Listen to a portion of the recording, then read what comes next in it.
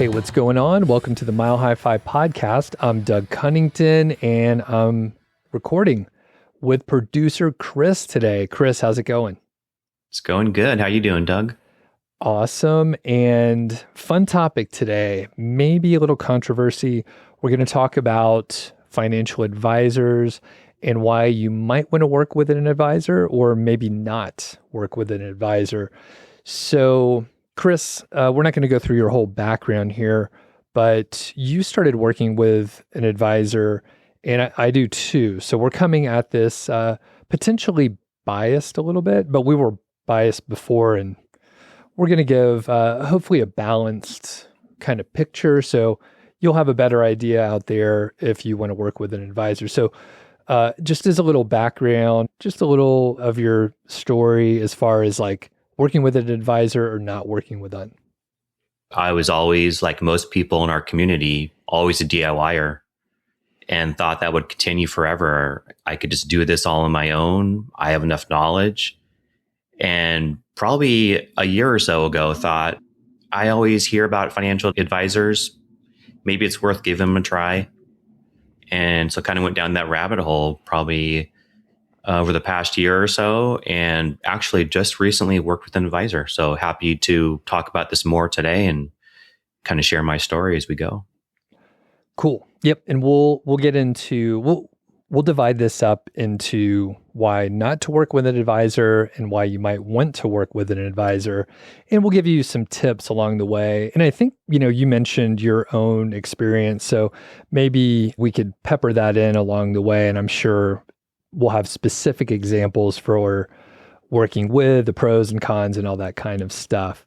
And on our side, echoing you, we were DIYers for about 12 years or so. So we calculated our net worth in 2014. Previously, we were working with advisors, and one of them was an insurance agent that I was working with. But then we took it over in 2014. And then I guess it was 2024. So I guess only 10 years. In 2024, we hired an advisor. And the main thing was some of the things we'll talk about, but the main thing was like giving my wife the confidence to actually like quit her W-2 and be very confident in that decision where she would not need to go back to work. That was one of her big fears. And we had some disagreements around how conservative to be with projections and spending and expenses in a number of different areas, just all related to like conservative versus aggressive investing or spending or projections. So just curious, from the financial management in your household, did you and your wife like work together? Did you mainly take it? Did she have it? And then you worked together just during the DIY period? Yeah, during that period, it was mostly me. And I was the one in the household who had all the interest in learning about finances and actually digging into the nuts and bolts. Of course, like everyone else, I had my spreadsheet. I was always into reading books, listening to podcasts, talking to others about money. So I was the one who had most of the interest. And I would come at it wanting to educate her. And she was on board. It made sense to her at a high level, but she just never had the interest to actually dive deep into it. And I would keep her updated on what we were doing, kind of what our overall goal was. But she let me run with it. And she's been very supportive this whole time too. But I think also one of the reasons we did want to work with the advisor is just so that she could get another voice. And I wanted to make sure it wasn't just me kind of telling her everything is going to be okay. I wanted her to feel that comfort on her own. So it sounds probably pretty similar to you and Elizabeth. All right. As a disclaimer, we are not financial professionals, as I think everyone knows. Just entertainment. We're going to tell our own stories. Go find your own professionals to talk to and get advice. Did I cover all the legal stuff, Chris? I think so. Sounds pretty legal to me. All right. Yeah. And you're not a lawyer, so I shouldn't even take legal advice from you. But I think that works. You're the producer. I mean, yeah, we're good. We're okay. good. Perfect. Let's get into why you don't want to work with an advisor. And I think the fire community generally just, I mean, we don't like advisors. We talk bad about them all the time. And many advisors actually listen to the show. So if you're listening, we're not talking about you, but there's definitely some issues with it. Now, in the past, Chris, did you work with an advisor like way back in the day? Like I mentioned, Elizabeth and I had folks we were working with early in our careers, but did you guys at all? No, never did. Never did. It was always self-education. It was always, I had the interest. I read the books, listened to the podcast, and forever thought, yeah, I could do this on my own. Not too tough. So we never worked with someone until very recently. All right. So we'll tag team some of these points here. I mentioned that I ended up working with an insurance company that helped, in air quotes, helped with investments. And I'll mention it was Northwestern Mutual. So if one of your friends is like, hey, do you want to meet with my financial guy? He works at Northwestern Mutual. I would suggest that you don't do it. They're going to try to sell you insurance because that's how they get paid. And if their tool is, if their financial tool for you to invest in the future is insurance, then they're going to try to use that hammer for everything they can. Now, I will say, I did work with them. They helped in a couple ways. One, I set up a Roth and I was actually saving in a positive way. I was not investing in the best things. I was not index fund investing. I just followed whatever they told me blindly because I thought, oh, they're professionals. But it didn't occur to me that they were just selling me products that I didn't really need, like a whole life policy, and then adding to the whole life policy in the future because it was a good buy. And I didn't know. I thought, okay, I'm focusing on my career and this guy seems nice. He's buying me coffee. It was like a $40,000 coffee I got. I should have just bought the coffee myself. But anyway, insurance agents are not good folks to work with for investments. They might be able to help you with your insurance, but go to the right person.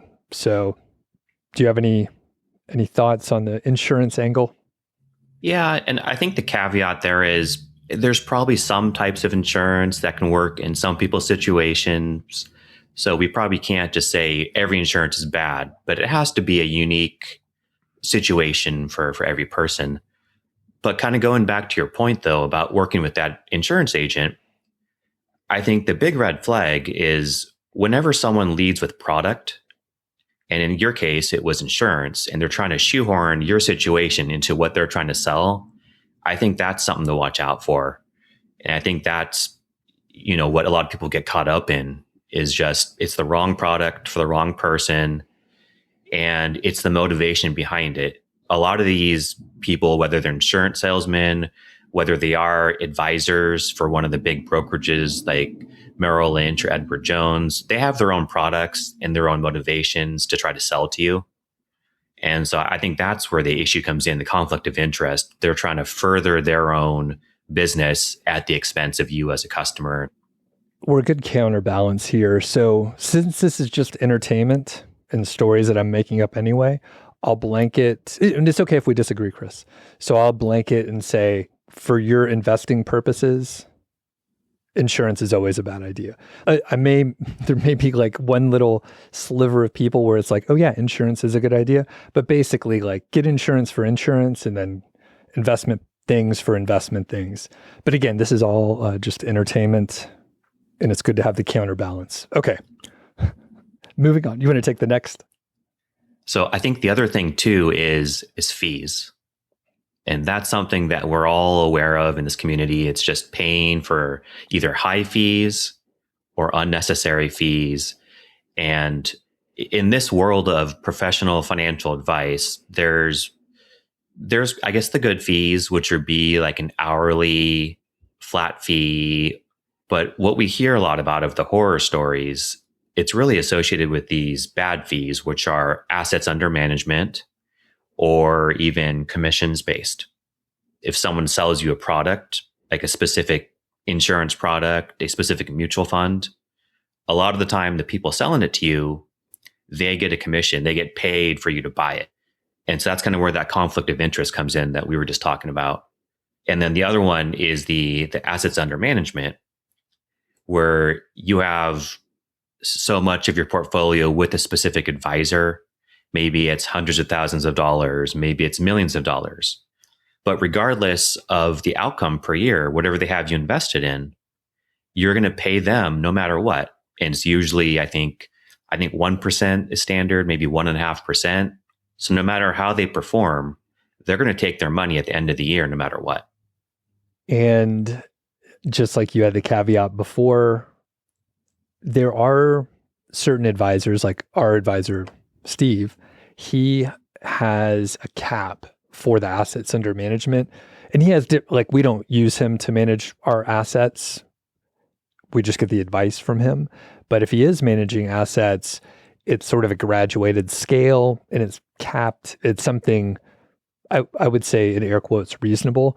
And I think it's under 1%. I don't remember, people will have to look, but there's different packages out there. And you could, potentially you could negotiate if you're like, I'm just doing index funds. So you don't have to do anything, but it's easier if someone else rebalances, for example. So a big thing though, that I didn't realize until we fired our advisors. So right before we fired them, they did make a pitch. They were like, hey, we could be your advisors. We'll be fiduciary advisors, and we only charge, still insurance agents, by the way. We only charge, I think it was it could have been 1.5%, which it sounds very small, but if our returns are going to be like 8%, that's like, is that 16%, 17%? It knocks down your returns each year, and obviously compounding over some time totally fucks the whole thing up. And people just don't realize how much 1% is. That said, I'll give another caveat, and then you could disagree with me, Chris. So we'll go back and forth. It's like a debate club or whatever. So most of the time, the assets under management, not a great idea, kills your returns. However, if you know what you're walking into, and let's say you were DIY in the accumulation phase and you've done really well, and you're like, I don't want to think about it anymore. I will sign up with this person. They'll rebalance it. And I know what I'm paying and I know the service I'm getting. If you're cool with that, that's totally fine. I know a couple people that do that and they have no issue with it. By the way, you don't have to have your whole portfolio managed by someone. You could just segment off a portion of it. And then it's not whatever, 1% on several $1 million. It's just that little segment. And again, if you know what you're paying for, maybe that's a good trade-off. So, yeah, I agree. We actually agree in this case. I think jumping ahead too a little bit to why to work with an advisor, it's because, like what you said, it's some people need that help and they know they need the help. I think the trade-off is, okay, if they didn't get the help, they would be doing nothing. And you had mentioned when you worked with your insurance agent / advisor, you weren't in the best investments. You probably could have done better on your own, but it did get you to open the Roth. It did get you probably to start thinking about money. So there are benefits to, even if you are paying high fees or in the wrong types of products, it's not totally a loss. Moving on to the next one, maybe why you don't want to work with an advisor is if you're in the accumulation phase. And I think this describes us and a lot of the people that you and I know right now that are working with advisors. They were able to move into indexing fairly straightforward. We accumulated money during our careers, and then we had great markets. So now we're thinking, it's a little more complicated. So we're working with advisors, but it was pretty straightforward because if you're just using index funds, then you don't have to do anything too complicated. So if you're in the accumulation phase, then maybe you don't really need to work with an advisor because it's pretty straightforward. Part of probably our bias too in this financial independence community, it's just because most of us are DIYers. And we do have that interest in managing our own money, learning about how to invest, taking care of it ourselves. And so I think we just think that I think everyone else in the rest of the world feels the same way. They're smart enough to handle their own investments. They can do it on their own. And I think that's what just drives us to have that negative thought about working with an advisor in general. You want to take the next? Sure. And I think this is pretty similar too. It's because a lot of us are DIYers and we do have a good deal of knowledge about our own money. One of the things that holds us back, and it did hold me back too, was narcissism or even some shame, thinking that, hey, I'm smart enough to handle my own money. I can listen to podcasts. I can read books. I can talk to people. I can figure this thing out on my own. A sense of, hey, I don't need anybody else. I can do this by myself. So I think it's really just, it's coming to accept that, yeah, for the most part, you probably could. And I think people who are willing to put that time in, they can do it. But there's just so many people out there who are not willing to do that. Really well said. And I think, I don't know if like the narcissism held me back, because I think at some point I realized, a lot of this is like stuff that I can grasp, but there's some things where I'm like, do I really want to get into the details? And one thing that you mentioned is you got a lot of your info from podcasts and blogs and stuff, right? Mm-hmm. Yep. And one of the big flaws is just people like us, you and I, Chris, or is it you and me? I don't even know grammar, let alone like financial advice. And I want to read, this is one of the reviews over on Apple Podcast. I had to look this up really quick. And if you want to leave a review to help negate some of the negative reviews that I have out here on this show, this one is titled, "Do Not Listen, !" I listened to one episode and these guys were literally giving false advice. They said you could withdraw from an HSA for anything after a, quote, certain age, which is incorrect. They didn't differentiate how an IRA contribution or conversion are treated. And basically they said these guys are dangerous. So one issue, even though I am the example in this case, I don't know what we said, but we often give the fucking disclaimer, it's not financial advice. Like we're getting pretty close, but talk to someone else. You can't get advice from a fucking podcast. It's crazy. Anyway, I don't think that person listens to the show anymore. But anyway, the point is we can get a ton of information, but we don't know if it's exactly accurate, because sometimes I think Carl and I were probably talking in some shorthand, or we're idiots. And we repeated something that we heard from somewhere else that someone else heard from somewhere else. And that's how the internet is, unfortunately. So it's good to get some outside advice, and we can get a ton of information, a lot of mindset stuff, hopefully from a podcast. But sometimes the tactical stuff is not exactly right. And it's very difficult to get the information across accurately in audio form. Very difficult. I don't know if that landed how I hoped it was going to, but what do you think, Chris? Was that okay? It made sense to me, but I'm probably wrong. Yeah. I mean, anybody could record a podcast. That's the thing. All right. Tied together really close. It's the peer pressure of being in the FI community, and we're DIYers. We are very smart, and we think we're smarter than we are often. I mean, everybody thinks they're above average, but it turns out most people are average. The thing is, we like to DIY, and if we could do it ourselves, then we really want to do it ourselves. And we'll get into why you want to hire an advisor, but part of it is the peer pressure in the community. And sometimes, right, like even the examples we gave, if you're in the accumulation phase, maybe you don't need an advisor, but maybe you have a complicated situation and you do need some advice. So like everything is not one size fits all here. So peer pressure in our community, I hopefully like people talking about hiring advisors and why they do it and when opens the door for people that do need some advice to get an outside perspective, for example. So let's move on to why you might want to hire an advisor. And we'll wrap up at the end and give you some specific tips and stuff like that, and maybe places to go and check out, places to hire an advisor if you want to, if it seems like it could be a good fit. So this is a few all under the idea of getting an outside perspective. And the number one reason, they're all related, right? Why you don't want to hire an advisor.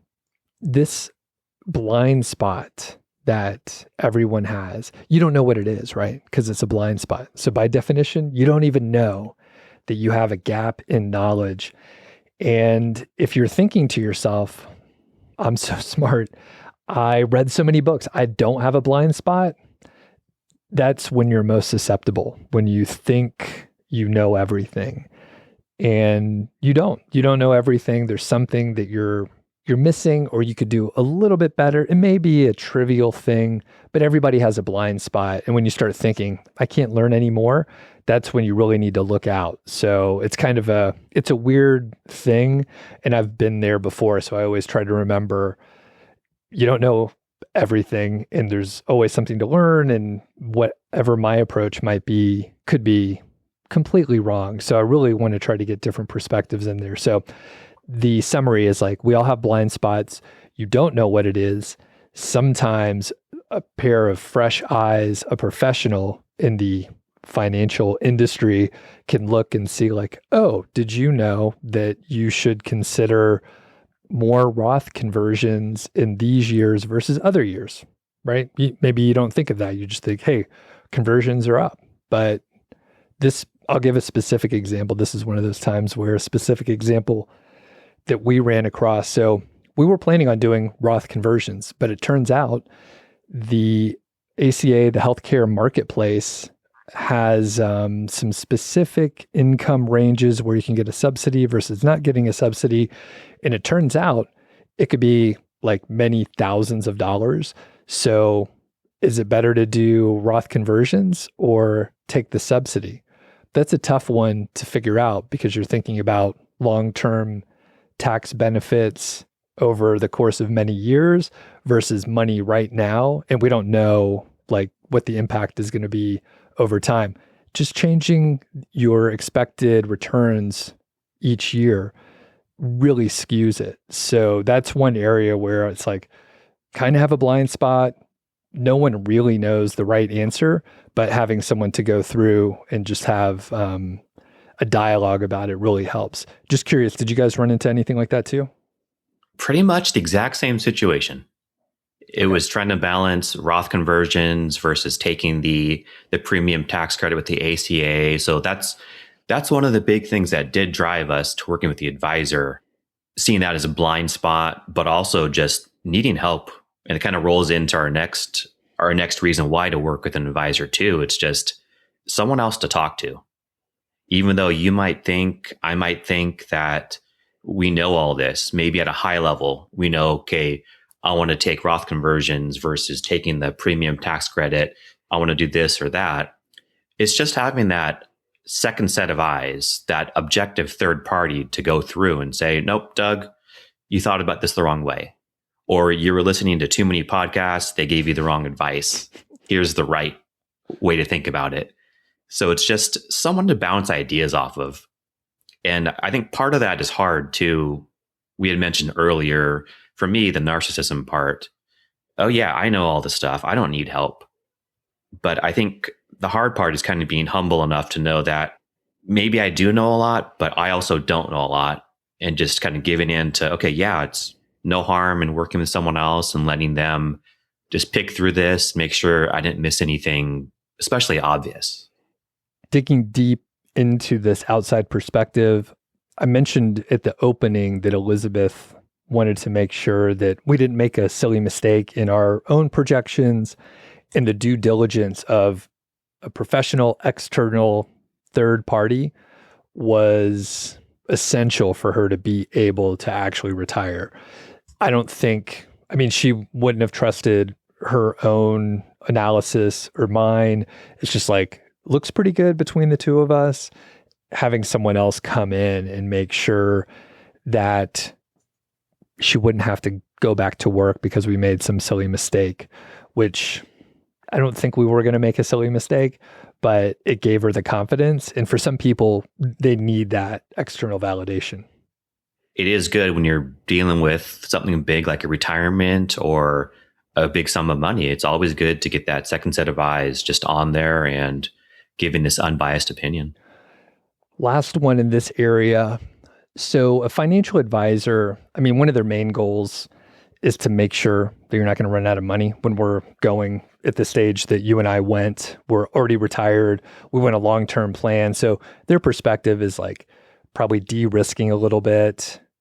But one of the issues with podcasters, I think we'd really be mean to podcasters because we're podcasting right now, but bloggers, podcasters, YouTubers, any sort of influencer, they may have like a completely different perspective, especially like if you are following some of the early fire content folks. They were trying to retire very early, and maybe, I mean, I remember listening to, I think Carl maybe even mentioned it sometime. So it's like people just want the best returns. They're like, I'm going to go completely into just S&P 500, 100%. I don't want any bonds. I don't want anything else. No international, just that. And it could be, and I'm not telling you what's right or wrong or whatever, but some people are just like, I only want the biggest returns and I don't give a shit about anything else. Maybe that works great for them. Maybe they changed their mind since they put out that content. Or maybe someone is like, I want to minimize all taxes no matter what. I don't give a shit what I have to do. I don't want to pay taxes. And they're doing all their optimization around that. So from that perspective, like it's completely different than a financial advisor who's like, we're creating a 50-year plan and we're going to make sure you don't run out of money and you'll be able to spend how you want. And we'll build this whole analysis together. So completely different perspective.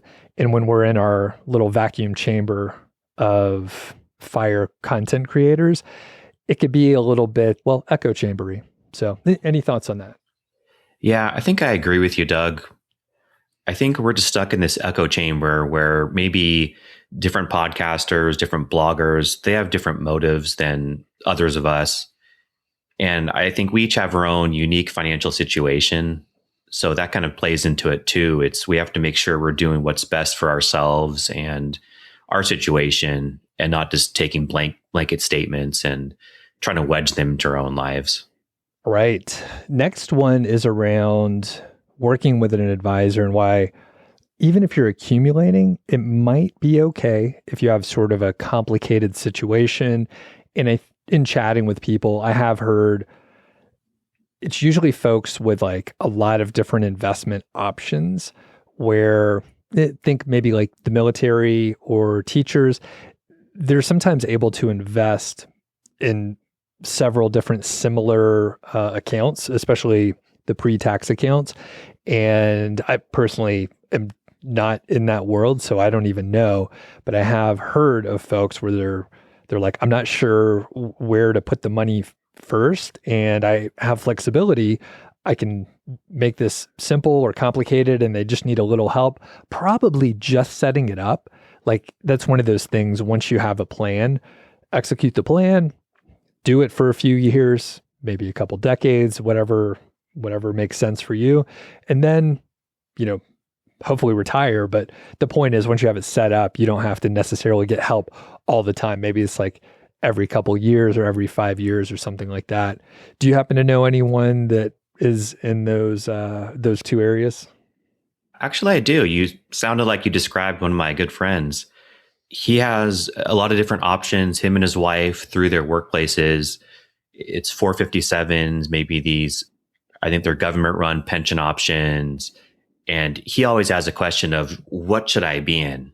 Always hearing, and it's part of our community too, hey, you should be maybe going towards a taxable account.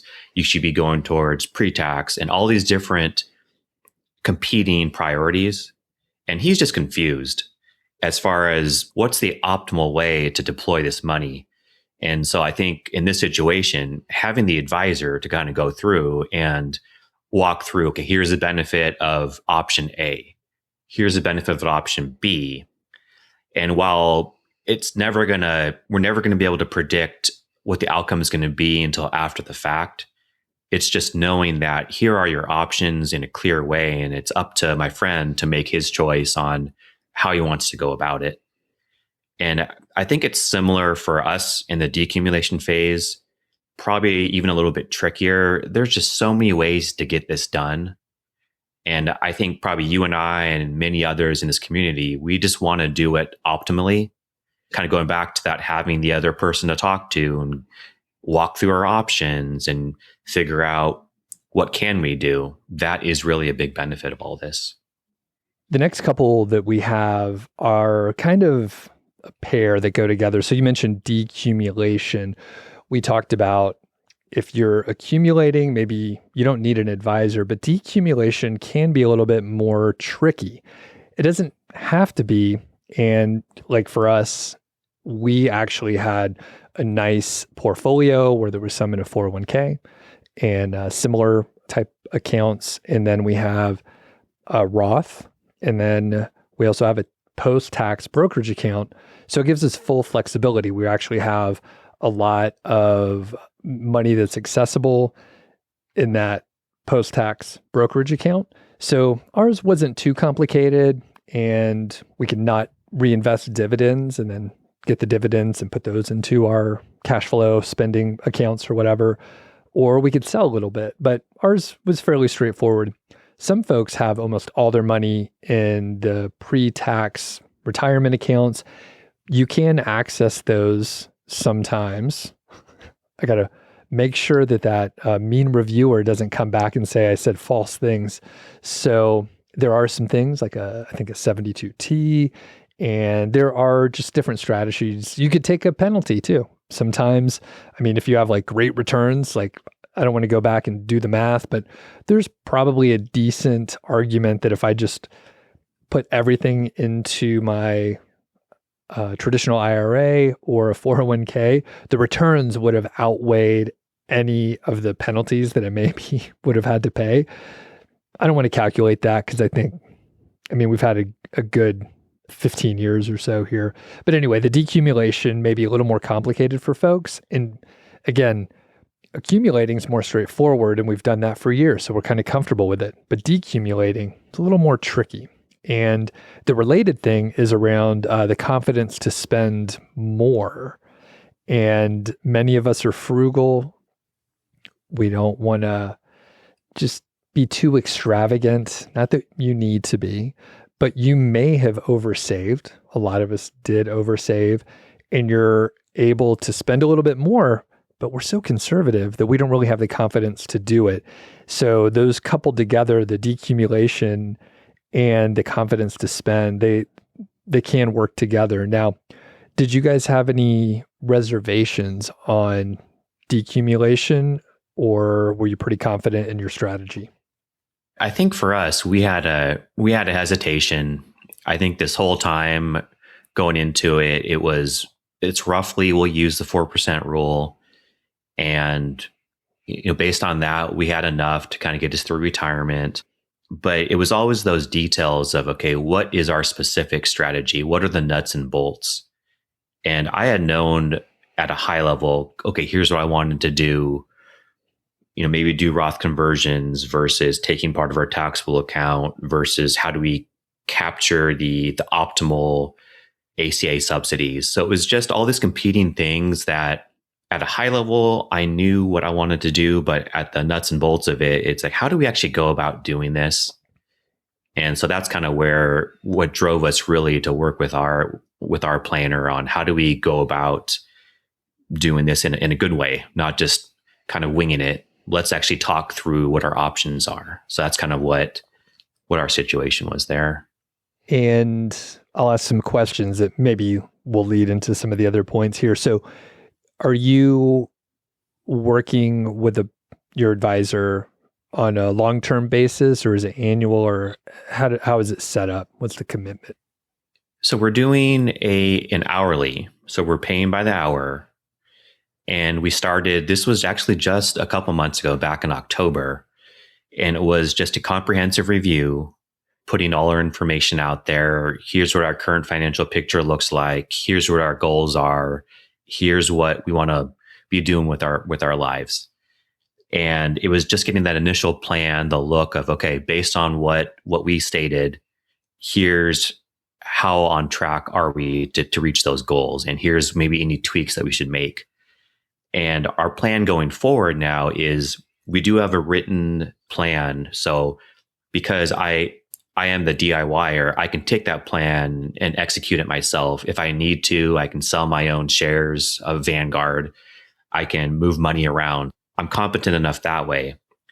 And our goal is to, I think, once a year go back to our planner and we'll do a review. Okay, here's how the past year's been, probably the end of 2026. Okay, how do the markets react? Are we still on track for these goals? Do we have any big life changes, life events that we want to, I guess, handle or take advantage of? And so it's going to be kind of an ongoing thing. And so right now we're just going to take it kind of one step at a time. How many hours did it take to pull together the plan that you described? I think a lot of it was on our own. It was really me kind of going through all of our accounts. I had done that before, but it was really digging deep. It was, obviously our financial statements, going through Vanguard, going through our bank account, pulling that up. But it actually was more comprehensive too. We did pull up our beneficiary details. We did pull up our estate planning. So it was really a comprehensive look at our whole financial life, which I thought was really good. And this kind of goes contrary to, you had mentioned before, your insurance salesman who probably didn't do that. It was probably more, don't want to speak for you, but it was probably more of, hey, here's what you and Elizabeth should be in, and that's it. So I think this is more of a comprehensive view. And to answer your question, it probably took maybe 10 hours for myself to gather all this information. We passed it on to our planner, and we had a couple conversations, I think a couple 1-hour sessions to really talk through. At first, he had questions on, hey, what did you mean by this? Can you expand more on this type of account? Can you talk more about your goals? And then about a week later, he turned it around and was able to say, okay, here's your plan. Let's talk through it. Do you have any questions? Overall, I want to say probably like 15 hours.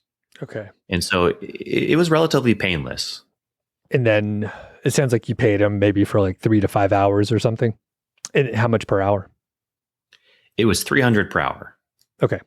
I think that's the going rate. I've heard that's other planners charging $300 to $400. So it was in the ballpark. And I guess that was a tough part for me too. Something that I need to get over.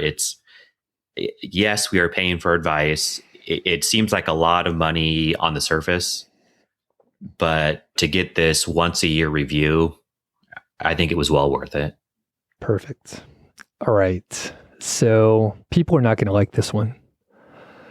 So everybody just take a breath. Your friends in the FI space are not pros. So you described it well, Chris. You have to pay a pro a few $100 an hour. And it's not cheap.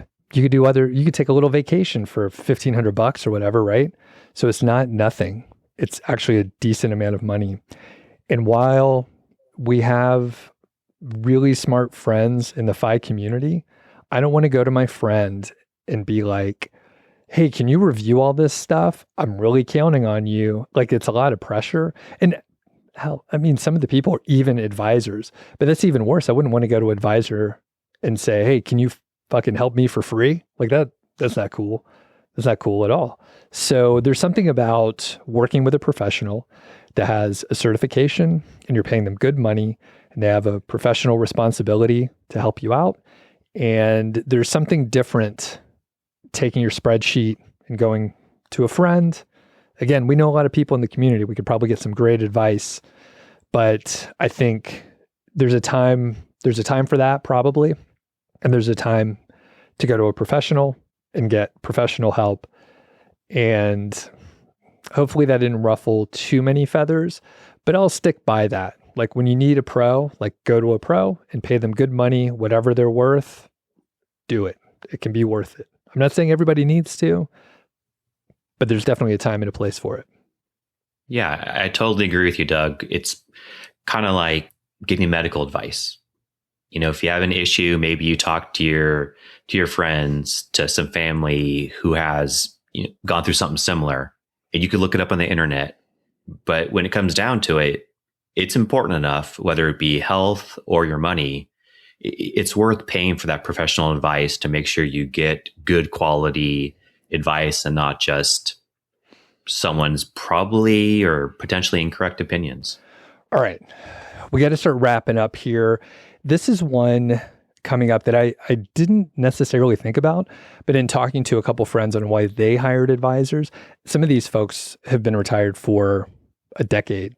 They wanted a trusted party to be able to work with their surviving family members if something happened to them.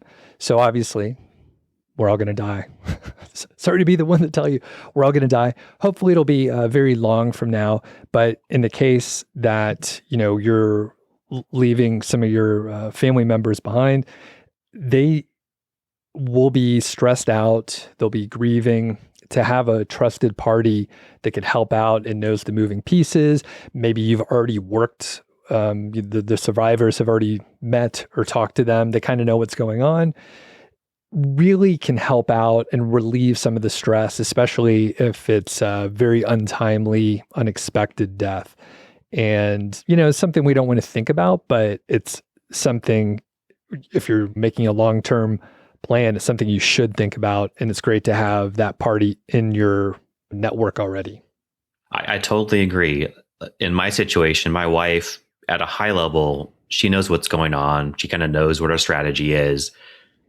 But I do worry about the day, most likely I'll be the one to pass first. It's what's going to happen to her. Who can she work with? She's not going to want to go through and manage everything like I did. And so part of it is keeping it simple. How can we create a plan that would be easy for her to follow? But I think most importantly, like you said, Doug, it's who can she turn to when she's going to need help? It's really not an if, but it's probably a when. So can we build that relationship now with someone, whether it's our current planner or whether it's someone else we find along the way? It's just when the time comes, who's going to help take care of her financially? Side one that we didn't even mention here, you can work with an advisor like hourly, like you mentioned, but you could also work with someone for a year or two, get things going. It's not like you're marrying them, right? Like you can stop working with them. Maybe you want to take a different direction. Maybe you didn't work together well and you don't like their personality, or they don't like you or whatever, and you can go somewhere else. So it's not like you're signing up forever in perpetuity. You could work with someone for as long or short as you want to. I think the biggest thing for me too, besides decumulation and all the numerical, mathematical nuances of that part of it, for me, it really was help with mindset, not only having someone to talk to just about different issues and bounce ideas off of, but I'm one of those people. I am in early retirement and I still do struggle with withdrawing money, spending money. And that may seem weird to a lot of people, but it's just over all these years of accumulating, taking money, save for 20 years, it's hard to flip that switch. And that's something I've personally struggled with the past few years. It's how do I do that? And so for the mindset piece, it's just getting that comfort level of, okay, yeah, someone is looking at my plan. They're giving their thumbs up of, yeah, this looks good. And talking me through, kind of walking me back from the ledge. Like, yeah, you're going to be good. Something less to worry about. I think there's a lot of people out there, whether it be with spending or anything else, just that mindset piece of it. What maybe we're in a downturn, the market's down, and intellectually we know that don't do anything. Market will most likely come back up, whether it's a few months or years or whatever. But I think that psychological piece just having that someone to talk to and reassurance to just hold steady. And I think that's a big benefit of having an advisor to talk to. A lot of people are right there with you. I think probably most of the FI and FIRE community, we have that sort of frugal mindset, and it's harder for us to spend more. And it, like any change, like gradually is a little bit easier. And if you have someone supporting you with a mindset shift and saying, hey, you can spend a little bit more, it's totally okay. Maybe you don't listen the first time around, but maybe the next meeting or the next quarter or whatever, you're like, okay, like we can book this trip or finish the basement or whatever kind of thing that you're working on. We got to start wrapping up here, but I do want to mention that if you are looking for hourly help or even a full package, Nectarine is a company that we're an affiliate for in Mile High Fi. And we've actually interviewed the founder, Jeremy Schneider, a couple times. Good guy, hung out with him in person, but we're an affiliate. So if you do work with them, you end up supporting the show indirectly through a commission. It's something small. I think it's like 10%. Can't remember. I don't know. I just have to put the disclaimer out there. But if you're interested in the hourly fee only, advice only situation, you can go there. I do know they have a package deal where you can get like the full retirement package. I think like kind of what you're describing, Chris, like what you got. And that kind of alleviates some of the long-term commitment, or maybe a lot of people email and they have like one little question and you could probably get it answered in a couple hours, I'm assuming. So check out Nectarine if you're interested in getting that hourly advice. Now, Chris, you wrote the last one here. I want you to mention this one here. Oh, yeah. So I think the biggest reason to work with an advisor is just the realization that people do need help. And I think we are in our FI bubble here where a lot of us, most of us are DIYers, and we love talking about money. We handle our own finances and no big deal.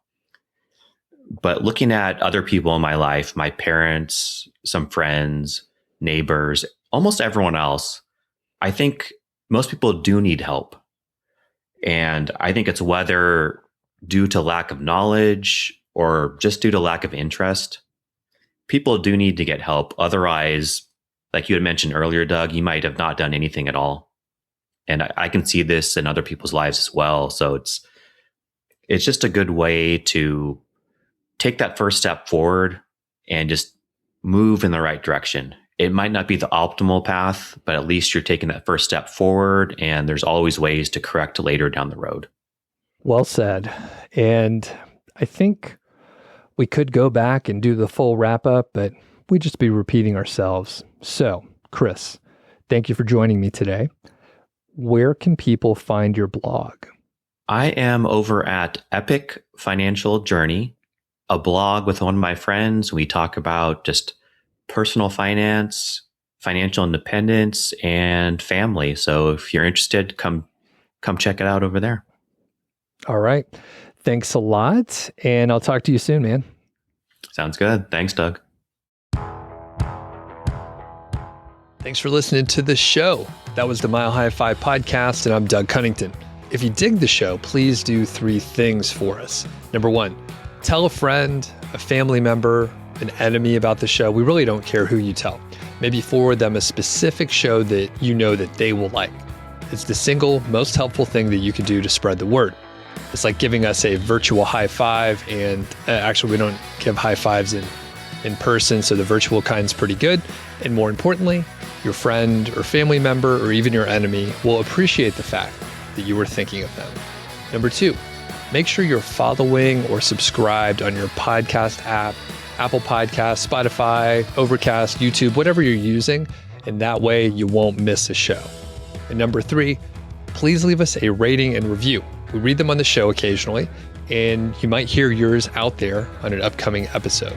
Quick disclaimer, this show is not financial or legal advice. I'd actually be surprised if it sounded like it. it's really just for entertainment, and that's at least what we're hoping for. But seriously, get advice from professionals. So we'll catch y'all next week.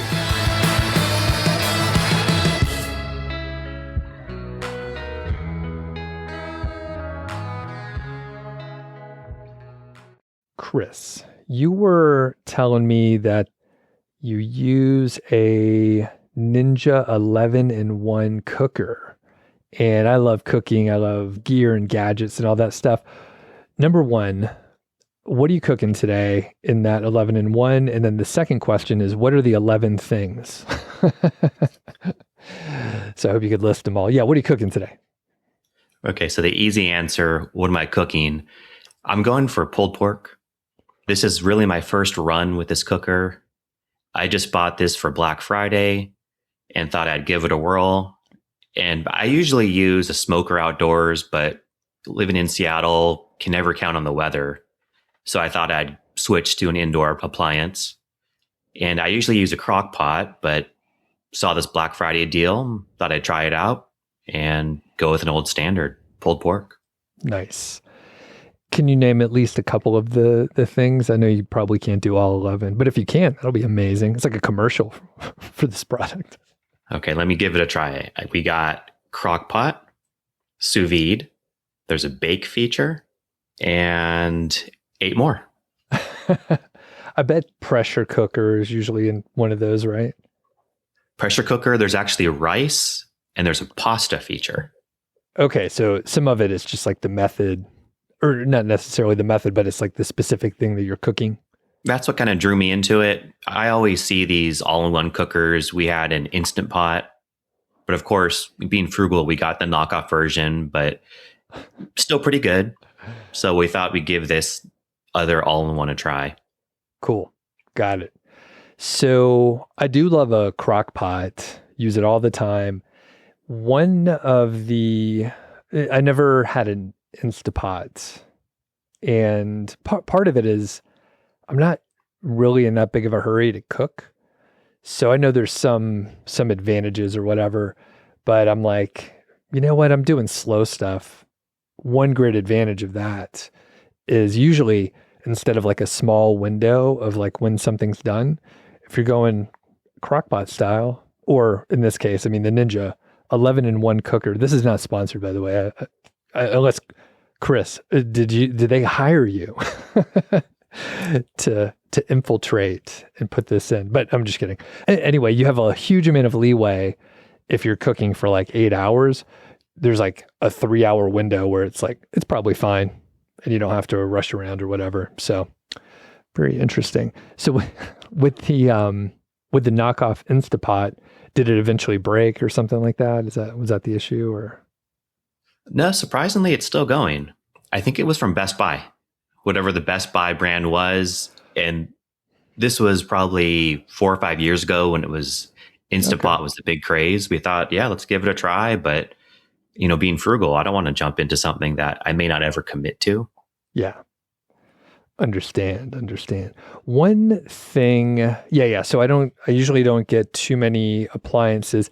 Many things take up so much room. And I mentioned I like crock pots. I think we have like 4 of them. They're not all the same size, but like at some point it's just like, okay, this is all taking up a whole lot of space. And am I really using all this stuff? So that's one reason why I try not to like buy a bread machine and then like too many little things. Now, do you guys have an air fryer? People seem to love those as well. No, that's actually one of the things that was on my list to try out. Still jury's out on that one. Would I ever use it? That's the big thing for me. And that's another one so our oven technically has an air fryer setting on there, and it's like a souped up convection situation. So it does a decent job, but per my understanding, an actual air fryer really moves the air, and it's like, I don't know what the throughput of the air that it's blasting through there, but I guess it does cook it a little faster than the oven. But it's one of those where I'm like, I know it's not doing exactly the same thing in our oven, but we're getting by. Now, crazy thing, our microwave actually has another air fryer setting, and it actually, yeah, it's like a little oven. So there's a heating element, and you could put metal in there because you could like turn, it sounds crazy, right? You could turn off the microwave waves and just have like the convection inside the microwave. So it's kind of weird, but if you don't have the setting right, you put in a cookie sheet and it's like, you know, going. I haven't made that mistake, luckily. But anyway, kind of crazy. But yeah, so many gadgets. Any other go-to gadgets in the kitchen where you're like, this is something I really love to have? Can opener or electric can opener. Just never got around to buying one. Gotcha. You just have an old school like hand crank one. It's funny. As an adult, I think I've only had the hand crank, but growing up, we had an electric can opener thing. Interesting. Yeah, that's something you could make happen. I bet you could go buy one today. We'll see.